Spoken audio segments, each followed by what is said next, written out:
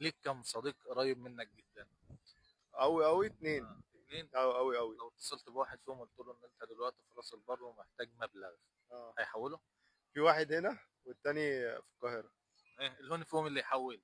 الاتنين نجرب. هحوله. نجرب بتاع القاهرة عشان بعيد. ماشي. تمام، تمام. نجرب.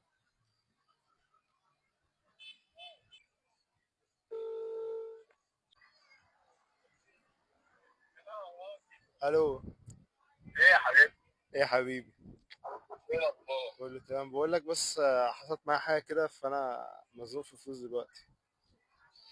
ممكن فلوس؟ اه، حصل كده موقف غريب يعني. رحت مطعم في الفندق. اه. آه، طلع غالي فشخ يعني، ف مصروف فاتورة لما ارجع القاهرة ارجعهم لي.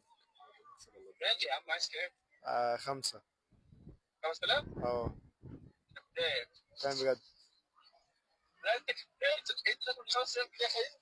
معرفش، اكلت انا واحمد فالفاتورة اصلا ما طلعتش ب5 يعني، طلعت بكتر. حاضر. هتبعت؟ لسه ولا فودافون كاش؟ لا، خليها فودافون. طب ماشي، يتم بالظبط يا حبيبي. ماشي يا حبيبي. وانا داخل على البيت، فاصبر اروح البيت يتم بالظبط، اخد فلوس وانزل. خلاص ماشي. يلا. بقول لك، ده مقلب ها. كده انت بتهزر والله. بتكلم بجد والله، مقلب. لا، م- مقلب وطلعت يعني ايه، وقال لي صاحبي سداد وهيسد معانا وهو اللي هيحول فعلا.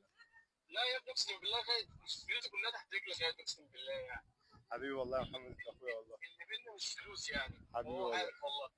حبيبي والله يا حبيبي، ده اخويا مش صاحبي كمان.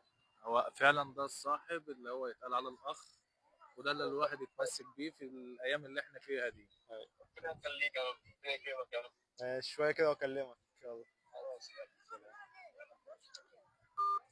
ده من الناس اللي الواحد يتحفظ بيها في الايام اللي ايوه احنا انا عارف. فيها ويتمسك فيه بزياده قوي.